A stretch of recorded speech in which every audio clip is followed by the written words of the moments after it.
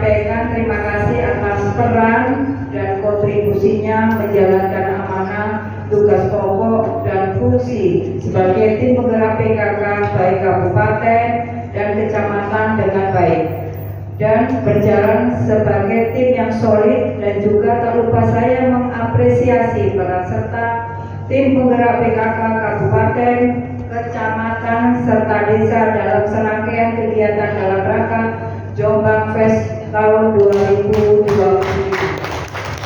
Sedikit saya sampaikan hasil dari menghadiri Rakernas tim penggerak PKK Provinsi Jawa Timur tahun 2025. Rumusan hasil Rakernas ke-10 PKK tahun 2025 yang pertama, gerakan PKK tahun 2025 sampai dengan 2029 berkomitmen mendukung visi misi Presiden dan Wakil Presiden Republik Indonesia serta arah kebijakan pembangunan nasional. Komitmen ini sejalan dengan visi gerakan PKK tahun 2025 sampai dengan 2029. Terwujudnya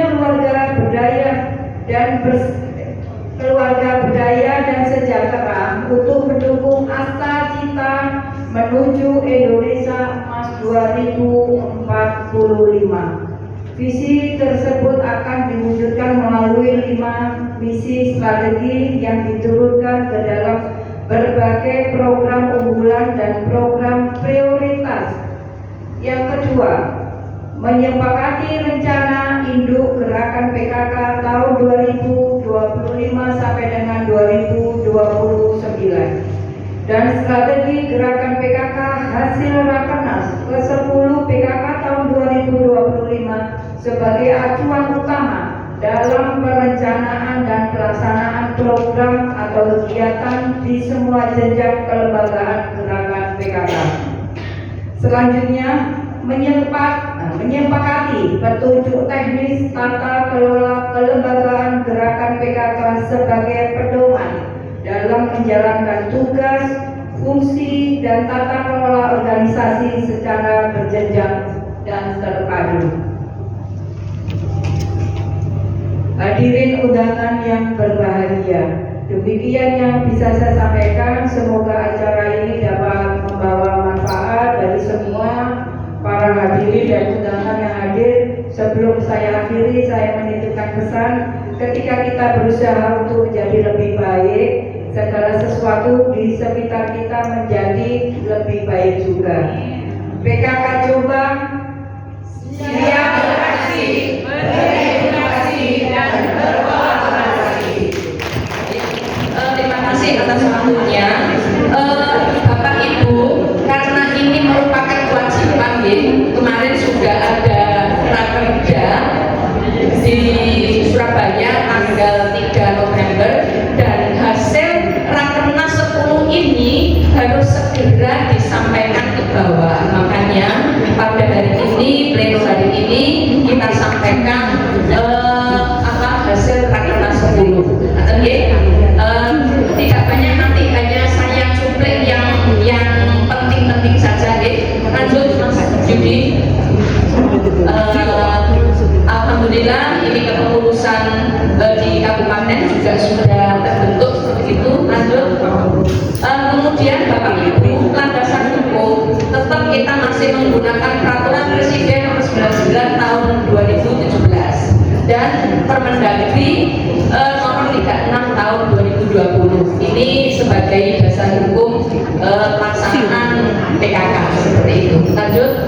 Kemudian rumusan hasil Rakernas 10 PKK tahun 2025 kemarin adalah yang pertama ada 5 rumusan. Jadi gerakan PKK tahun 2025 sampai 2029 ini. Kemudian nomor 2, menyepakati rencana induk gerakan PKK tahun 2025 sampai 2029 dan strategi gerakan PKK hasil Rakernas 10 tahun 2025 sebagai acuan utama dalam perencanaan dan pelaksanaan program atau kegiatan di semua jenjang kelembagaan gerakan PKK.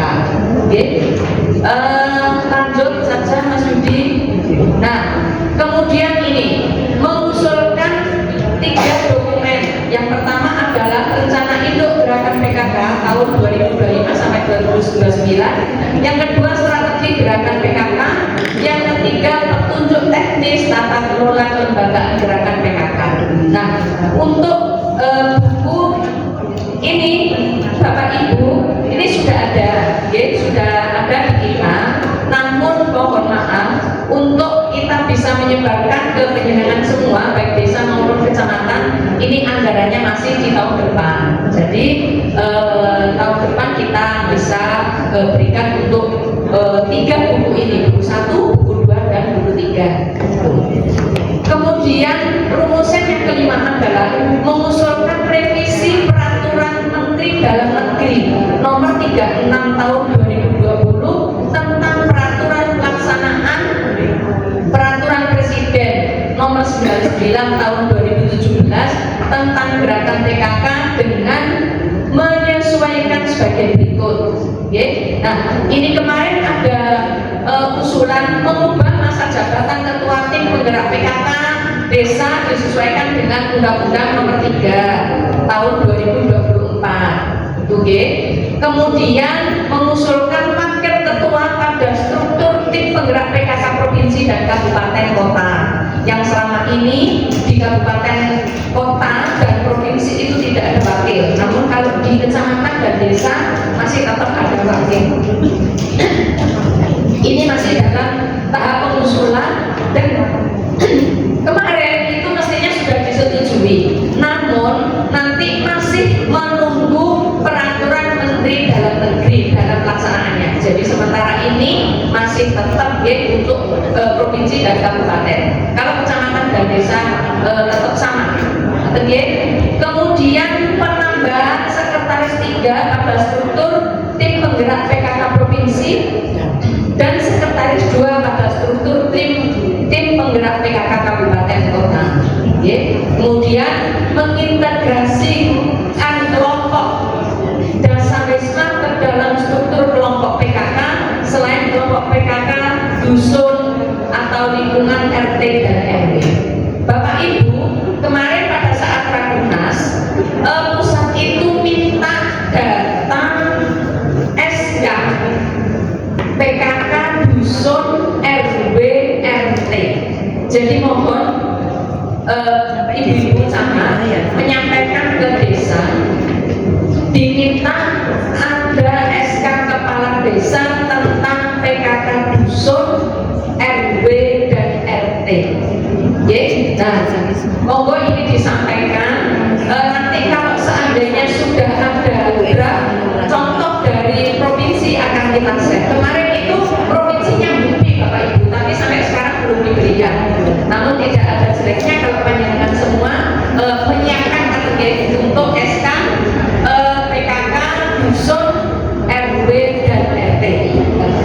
Kemudian yang keenam adalah mendorong seluruh tim penggerak PKK di semua jenjang pusat dan daerah untuk menyusun strategi gerakan PKK setiap tahunnya sehingga langkah operasional dalam mencapai visi dan misi gerakan PKK 2025-2029 dan lain-lain. Nanti bisa di-pause di bukunya.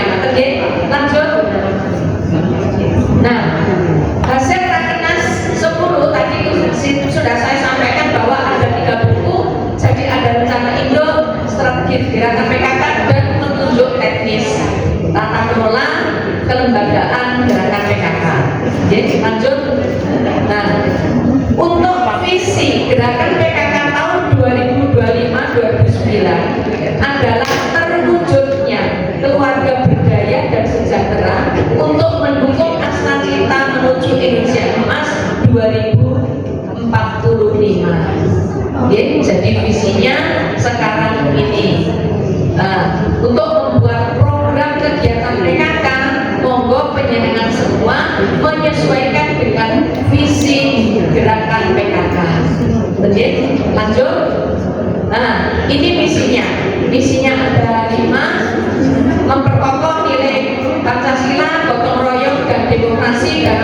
hubungan keluarga serta meningkatkan kesadaran akan hak asasi manusia. Yang kedua, meningkatkan kualitas pendidikan dan keterampilan serta penguatan ekonomi keluarga.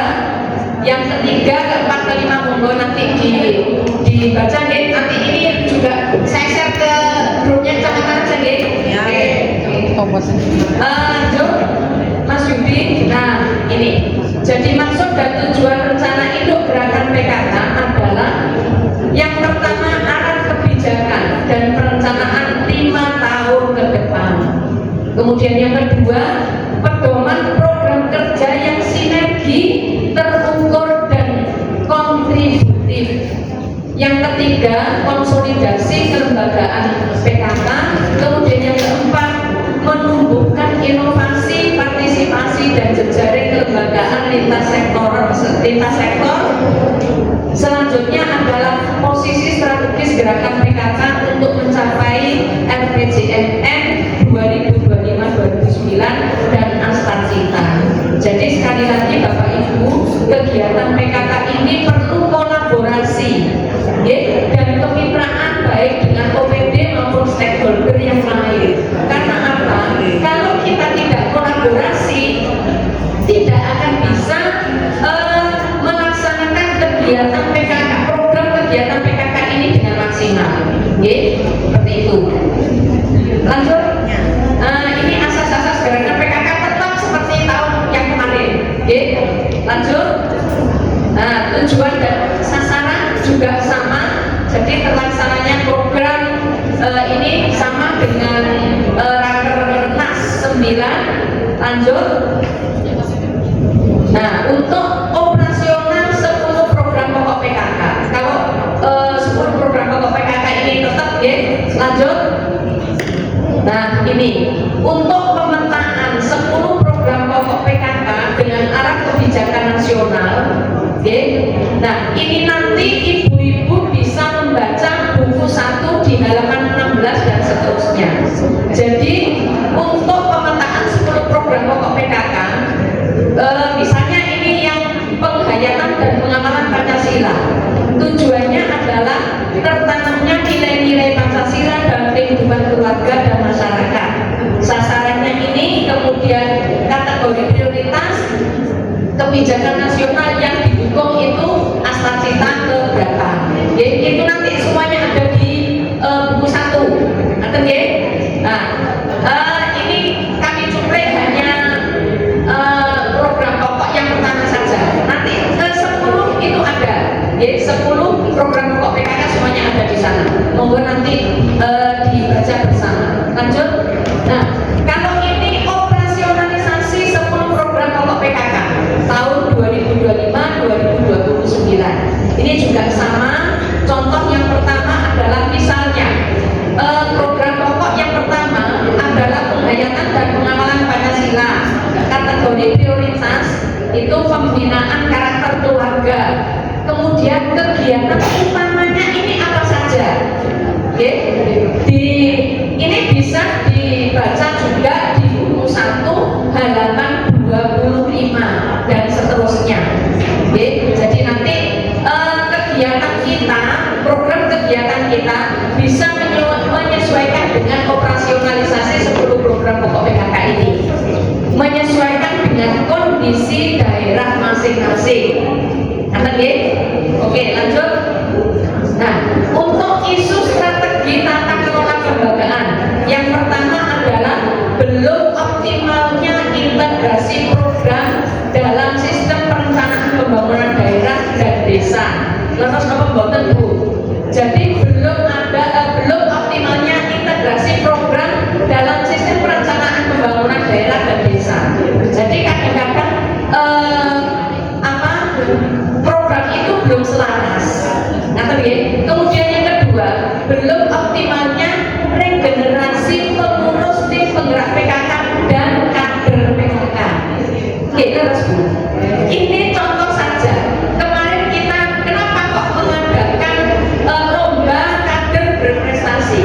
Kita pinginnya ada kader-kader PKK yang yang milenial, jadi tidak gaptek dengan IT, demikian barangkali ibu-ibu di kecamatan itu mungkin gampang ya kalau di kecamatan oke.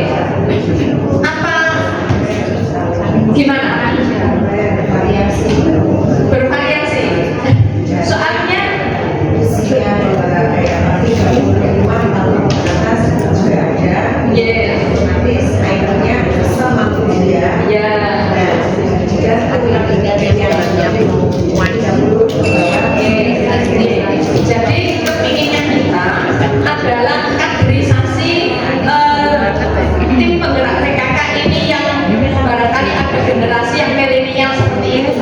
Namun kita di kabupaten itu juga masih kesulitan. Mudah-mudahan di kecamatan nanti itu kan seperti itu. Karena untuk tahun 2026 di provinsi itu juga ada lomba kader berprestasi. Oleh karena itu kita tahun ini berharap kita sudah punya jago kader yang berprestasi sehingga nanti kalau ada di tingkat provinsi kita tinggal mengirim. Kemudian yang ketiga, belum optimalnya penataan kelompok PKK di tingkat dusun, RW dan RT serta kelompok desa desa. Selanjutnya belum optimalnya kemitraan multi pihak dan yang kelima belum optimalnya sistem monitoring dan evaluasi. Jadi selama ini memang kegiatan kita lemah di monitoring dan evaluasi. Oke, lanjut Mas Bibi. Nah, ini 3 pilar utama strategi gerakan PKK. Yang pertama, penguatan keluarga sebagai subjek pembangunan. Yang kedua, penguatan kapasitas kader dan kelembagaan PKK. Yang ketiga, peningkatan kualitas program dan kemitraan. Nah, yang kedua ini penguatan kapasitas kader dan kelembagaan PKK ini ibu-ibu memang menjadi catatan. Kemarin pada saat Rakernas juga disampaikan oleh Ketua Umum Tito itu kita sudah waktunya untuk penguatan kapasitas kader PKK sehingga banyak diperlukan pelatihan. Kemarin disarankan seperti itu supaya kader PKK itu tetap mempunyai kualitas yang maksimal. Itu, oke. Lanjut. Kemudian arah kebijakan gerakan PKK tahun 2025-2009 adalah mengharusutamakan pendekatan keluarga dalam seluruh proses pembangunan. Yang kedua, mengintegrasikan program PKK dalam perencanaan pembangunan daerah dan desa. Ketiga, mewujudkan transformasi digital dalam tata kelola gerakan PKK. Oke, nah di sini ada transformasi digital. Nah, ini kalau tidak ada kaderisasi PKK yang mudah, ini nanti akan kita agak kompleks seperti itu, ya. Nah, kemudian yang selanjutnya adalah pengembangan model program yang adaptif terhadap isu lokal dan inklusif sebagai kelompok rentan. Yang kelima, monitoring dan evaluasi berbasis hasil dengan indikator terukur dan mekanisme pelaporan berjenjang. Nah, selanjutnya Bapak Ibu, untuk program unggulan gerakan PKK 2025 sampai 2030 ini ada di buku 2 halaman 22. Kemarin sudah saya ini kan yang nanti Ibu buatan nyari-nyari ini untuk program unggulan Pokja 1 adalah Paredi. Nah, di kegiatan Paredi itu apa saja? Di sana nanti ada di buku 2 halaman 22 dan seterusnya. Nanti monggo dibaca ya. Kegiatan Paredi itu apa saja? Ada kilas, ada kisah, ada tulisan, banyak sekali kegiatannya. Kemudian Pokja 2 ini juga tetap ada gelari pelangi. Kemudian Pokja 3 itu ada ketapang emas, ya. Kemudian Pokja 4 keluarga sehat, tanggap dan tangguh bencana. Nah, ini di buku Rakernas sudah ada. Nanti monggo dibaca-baca karena ini menyesuaikan dengan asal cipta. Oke, lanjut. Kemudian, nah, untuk juknis tata kelola kelembagaan PKK tahun 2025 sampai 2029 tujuannya adalah ini ya. Nah, ini Bapak Ibu untuk bagian ini hampir sama dengan tahun yang lalu. Hanya saja untuk garis tugas dan garis koordinasi ini ada yang sedikit perubahan di PKK Kabupaten Kota. Kalau untuk kecamatan dan desa insya Allah tetap. Dan untuk kepengurusan ini tadi saya sudah menyampaikan bahwasannya Bapak ada usulan dan rumusan hasil rakernas tadi untuk memasukkan wakil itu menunggu peraturan Menteri Dalam Negerinya. Lanjut. Nah, ini yang untuk kecamatan tetap seperti tahun yang kemarin. Lanjut. Nah, desa juga sama, tetap seperti tahun yang kemarin. Lanjut. Nah, ini untuk kabupaten yang rakernas 10 tidak ada batasan, ya. Untuk anggota maksimal 10 orang itu di rakernas 10, kalau rakernas 9 tidak ada batasan. Kemudian staf ahli maksimal 2 orang. Ini kalau di tingkat kabupaten. Namun demikian kalau seandainya misalnya staf ahli lebih dari 2 orang itu kemarin kita sudah sampaikan ke provinsi menyesuaikan dengan kondisi daerah masing-masing. Seperti itu, ya. Kalau lanjut untuk lanjut. Nah, untuk kecamatan dan desa ini insya Allah tetap ya, dan tidak ada tenaga ahli ya kalau di kecamatan dan desa. Lanjut. Nah, untuk kepengurusan tim penggerak PKK kriteria kepengurusan tetap. Lanjut. Pengangkatan dan pelantikan terus. Lanjut Mas Yudi. Nah, ini juga tetap terus. Nah, lanjut. Serah terima tetap terus. Lanjut. Nah, ini ketentuan lainnya. Bapak Ibu yang A, apabila ketua tim penggerak PKK dijabat oleh pelaksana tugas atau pelaksana harian atau pejabat sementara ditetapkan dengan surat keputusan ketua umum atau ketua setingkat di atasnya dapat dilaksanakan tugas tanpa dilakukan pelantikan. Jadi kalau tugas sementara memang tanpa dilakukan pelantikan. Atau ya, hanya ini aja perubahannya. Lanjut. Nah, ini beberapa perbedaan antara Rakernas 10 dan Rakernas 9. Tapi pada dasarnya banyak yang masih sama. Untuk susunan pengurus sama, jumlah. Nah, ini tadi yang saya sampaikan.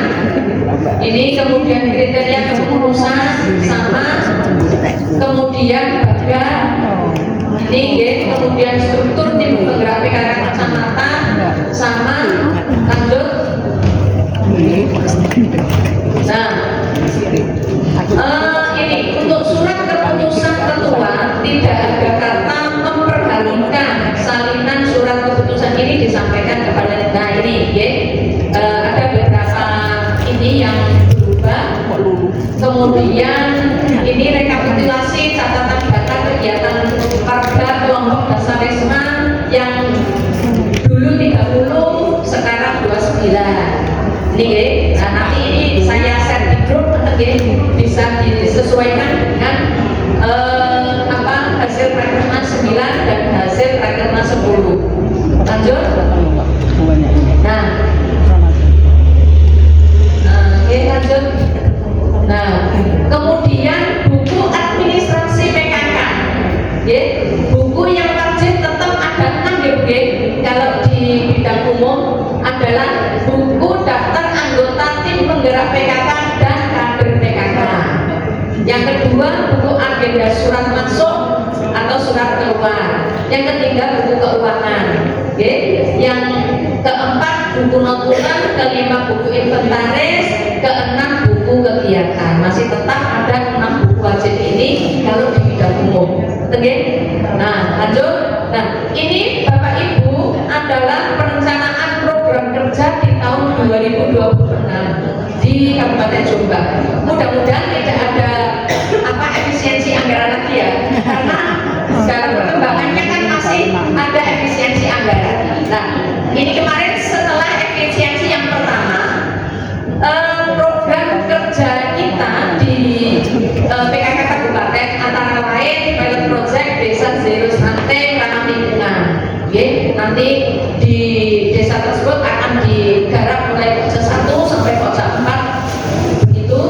Kemudian peringatan Hari Kesatuan Gerak PKK tetap ada. Kemudian ada festival lansia di tahun 2026 nanti.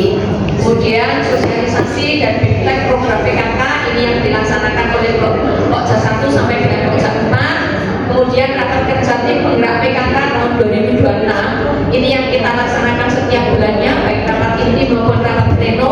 Kemudian gelar